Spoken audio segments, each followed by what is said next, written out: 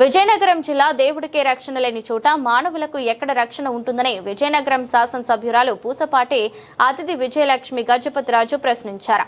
గత ప్రభుత్వ హయాంలో రాష్ట్ర వ్యాప్తంగా సుమారు 250 దేవాలయాలు ధ్వంసమయ్యాయని గుర్తు చేశారు. రామతీర్థంలో 6 ఏళ్ల క్రితం గుర్తుతెలని దుండగులు ధ్వంసం చేసిన కోదండరాముడు విగ్రహంతో పాటు ఇతర ధ్రువమూర్తులైన సీతా లక్ష్మణుల విగ్రహాలను నేడు తూర్పు గోదావరి జిల్లా కోటిపల్లి రేవ్ వద్ద గోదావరి నదిలో జలాదివాసం చేయనున్నారు. ఈ విగ్రహాలను నిమజ్జనం చేయనున్నారు. ఈ కార్యక్రమంలో మంత్రి కొండపల్లి శ్రీనివాస్, నెల్లిమర్ల శాసనసభ్యురాలు లోకం నాగమాధవి, హెచ్చర్ల శాసనసభ్యులు ఎన్ ఈశ్వరరావు తదితరులు పాల్గొన్నారు. జై శ్రీరామ్ జై శ్రీరామ్ జై శ్రీరామ్ జై శ్రీరామ్ జై శ్రీరామ్ జై శ్రీరామ్ జై శ్రీరామ్ జై శ్రీరామ్ జై శ్రీరామ్ జై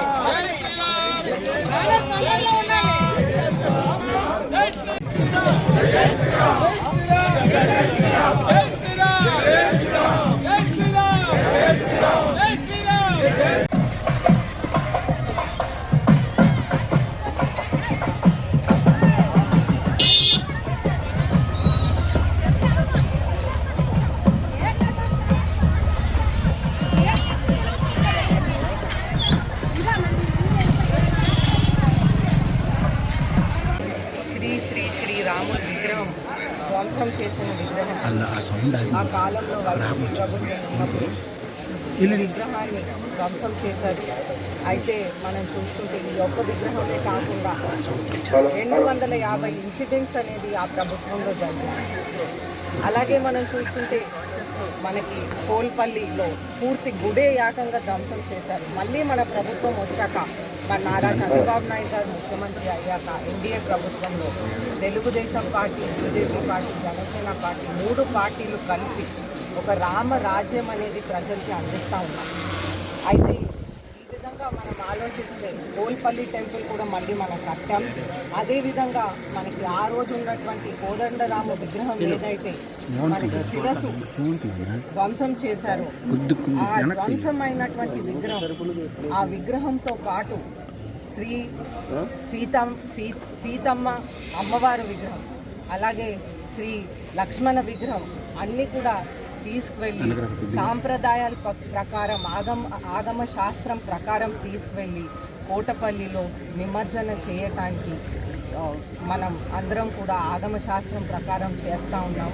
అయితే మనం చూస్తుంటే ప్రత్యేకంగా మన విజయనగరం పూసపాటి సంస్థానం వారి అటువంటి కోవెల రామతీర్థాలు, అలాగే అక్కడ కూడా మనకి కోటపల్లిలో పూసపాటి వంశమైనటువంటి కోటపల్లి టెంపుల్స్ 105 దేవాలయాలు అన్నీ కూడా కలిపి ఆ విధంగా మనం చేస్తున్నాం. మనం చూస్తుంటే ఆ రోజు చూస్తుంటే ఇన్సిడెంట్స్ ఏం జరిగినాయి అంటే కేసులు విపరీతంగా వేశారు.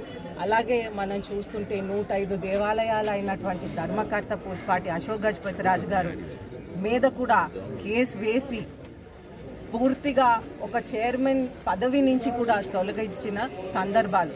అదే కాకుండా ఆ రోజుల్లో అశోక్ గజపతిరాజు గారు ఇలాగా ధ్వంసమైన విగ్రహానికి కూడా వారు నేను మళ్ళీ ఇన్ని సంవత్సరాల నుంచి చేస్తుంది కాబట్టి మనం మళ్ళీ ఆ విగ్రహం పెట్టడానికి కూడా మనమే చెక్ ఇస్తామంటే ఆ చెక్ కూడా రిటర్న్ పంపించిన సందర్భాలు మనం చూసాం.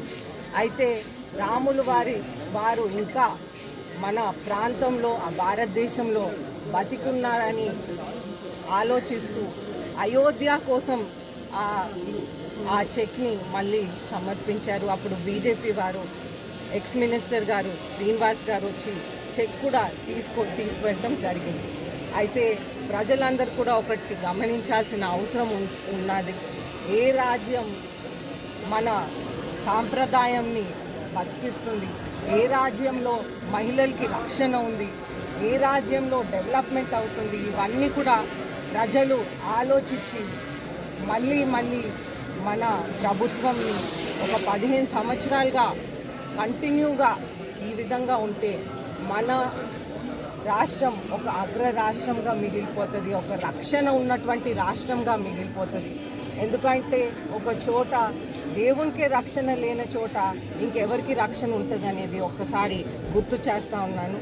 అయితే ఈరోజు ఈ బాధాకరం ఇన్సిడెంట్ జరిగినప్పటికీ కూడా సాంప్రదాయం ప్రకారం మనం చేస్తూ నిమజ్జనం చేస్తున్నాం అనేది ముఖ్యంగా ఆ విషయంలో సంతోషిస్తూ సెలవు తీసుకుంటాం.